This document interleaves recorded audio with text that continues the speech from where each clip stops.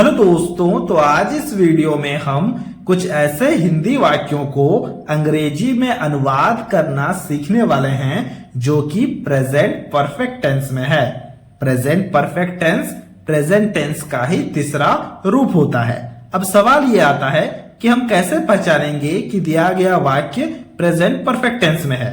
देखो, अगर किसी भी वाक्य के लास्ट में चुका हूं, चुका है, चुकी है या फिर लिया है, ली है, कुछ इस तरह के शब्दों का प्रयोग किया जाए ना, तो वह वाक्य प्रेजेंट परफेक्ट टेंस में होता है।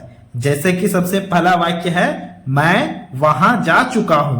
देखो, चुका हूं लिखा गया है तो यह हमारा प्रेजेंट परफेक्ट टेंस में है। इसी प्रकार से देखो दूसरे वाक्य को, उसने खाना खा लिया है। लिया है तो ये भी हमारा प्रेजेंट परफेक्ट टेंस में है। अब देखो हम इसको किस प्रकार से ट्रांसलेट करेंगे, उसके लिए मैंने यहाँ पर एक फॉर्मूला को लिख रखा है, जरा ध्यान से देखना। देखो ये है हमारा फॉर्मूला। सबसे पहले हमें सब्जेक्ट को लिखना है। सब्जेक्ट मतलब जिसके बारे में बात हो रही है। जैसे कि देखो यहाँ पर मैं लिखा गया तो मैं हमारा सब्जेक्ट हो जाएगा। तो सबसे पहले सब्जेक्ट को लिखना है, फिर हैज या फिर हैव शब्द का प्रयोग करेंगे, फिर वर्ब के थर्ड फॉर्म को लिखेंगे, फिर ऑब्जेक्ट को लिखेंगे। अब यहाँ पर हैज या फिर हैव हमने लिखा है तो कौन सा लगाएंगे, वो हर सब्जेक्ट के लिए अलग अलग हो रहा होगा। जैसे कि देखो मैंने यहाँ पर कुछ सब्जेक्टों को लिख रखा है। जैसे कि अगर ही, सी या फिर किसी व्यक्ति विशेष का नाम आ जाए तो हैज शब्द का प्रयोग करेंगे। अगर आई, यू, वी या फिर दे आ जाए तब हम हैव शब्द का प्रयोग करेंगे। ठीक है, तो फॉर्मूला को एक बार फिर से देख लो।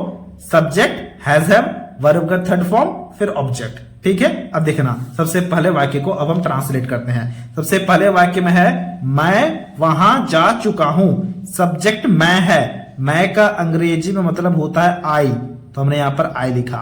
अब बताओ इस आई के साथ में क्या लगेगा, हैज लगेगा या फिर हैव लगेगा। हमने अभी अभी देखा है, यहां पर जरा ध्यान से देखो कि आई, यू, वी दे के साथ में हैव लगता है। तो हम यहां पर भी क्या लगाएंगे, हम यहां पर भी हैव लगाएंगे। तो हमने यहां पर हैव लिखा, आई हैव। फिर हमें वर्ब के थर्ड फॉर्म को लिखना होता है। वर्ब क्या है, जा, यानी कि जाना। जाना का मतलब अंग्रेजी में गो। गो का थर्ड फॉर्म क्या होता है, गो, वेंट, गॉन।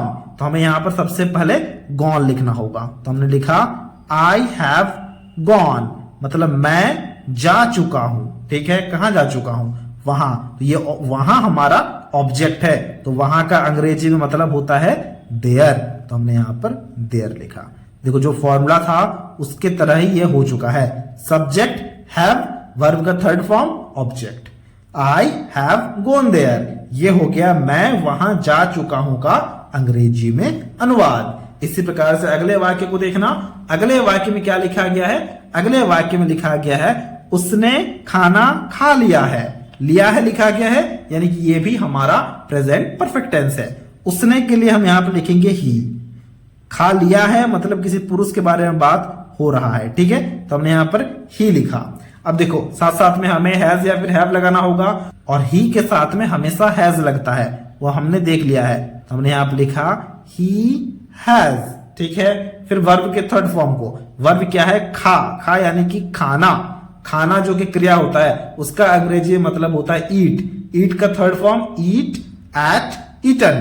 तो हम यहां पे लिखेंगे ही हैज ईटन, मतलब उसने खा लिया है। क्या खा लिया है ना, खाना खा लिया है। यहां पर खाना का मतलब होता है भोजन, और भोजन का अंग्रेजी में मतलब होता है फूड। तो हम यहां पे लिखेंगे food. He has eaten food हो गया, उसने खाना खा लिया है का अंग्रेजी में अनुवाद। देखो सब्जेक्ट, फिर हैज, फिर वर्ब का थर्ड फॉर्म, फिर ऑब्जेक्ट। देख पा रहे हो, बिल्कुल देख पा रहे होगे। इसी प्रकार से अगले वाक्य को अब हम ट्रांसलेट करते हैं।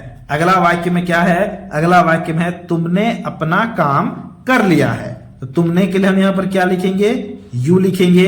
फिर लिया है लिखा गया है तो उसके लिए हम यहां पर हैव लिखेंगे। यू हैव मतलब तुमने लिया है। क्या लिया है ना, कर लिया है। कर हमारा यहां पर वर्ब है।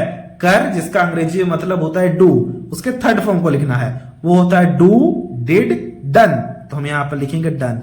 यू हैव डन मतलब तुमने कर लिया है। क्या कर लिया है ना, अपना काम कर लिया है। यहां पर जो अपना काम है ना, ये हमारा ऑब्जेक्ट है, और अपना काम के लिए हम यहां पर लिखेंगे योर वर्क। तो हम यहां पर लिखेंगे योर वर्क। अगर देखो यहां पर यू की जगह में ना, अगर यू की जगह में आई लिखा होता तो अपना के लिए माई शब्द का प्रयोग होता। तुमने अपना काम मतलब तुम्हारा काम ना, तुम्हारा का अंग्रेजी मतलब योर होता है, इसलिए हमने यहाँ पर योर लिखा, और काम का अंग्रेजी मतलब होता है वर्क, हमने यहाँ पर वर्क लिखा। इस बात को आप बिल्कुल समझ पा रहे होगे, ठीक है। देखो यहाँ पर ये सब्जेक्ट हो गया, ये हैव हो गया, ये हमारा वर्ब का थर्ड फॉर्म, और ये object. You have done your work, तुमने अपना काम कर लिया है, ठीक है। इसी प्रकार से अगले वाक्य को देखना। अगले वाक्य में लिखा है हमने फिल्म देख ली है। हमने के लिए हम यहाँ पर वी लिखेंगे, ठीक है।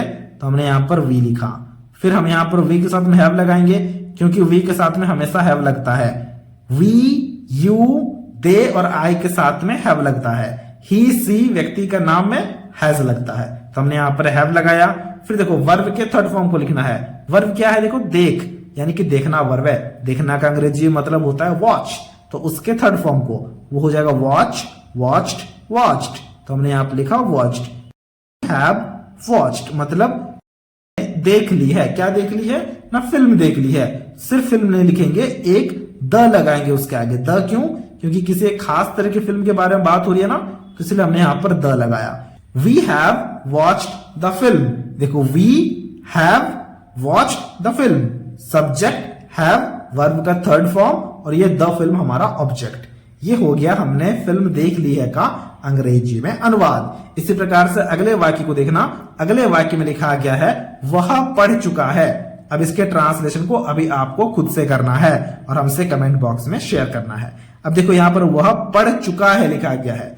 वह लिखा गया मतलब ही शब्द का प्रयोग करना, और पढ़ लिखा गया, पढ़ चुका, तो ये हो जाएगा स्टडीड। स्टडी का मतलब होता है पढ़ना, तो मैं यहाँ पर स्टडीड लिख देता हूं, क्योंकि थर्ड फॉर्म को हमें इस्तेमाल करना है, ताकि आपको कोई भी कंफ्यूजन ना हो ट्रांसलेशन करने में। अब ट्रांसलेशन को खुद से करना है और हमसे कमेंट बॉक्स में जरूर जरूर शेयर करना है। तो ये था आज का वीडियो। अगर आपको ये वीडियो अच्छा लगा है तो इस वीडियो को एक लाइक जरूर से जरूर कर देना, और कुछ इसी तरह की वीडियोस को देखने के लिए आप हमारे चैनल को भी सब्सक्राइब कर सकते हो।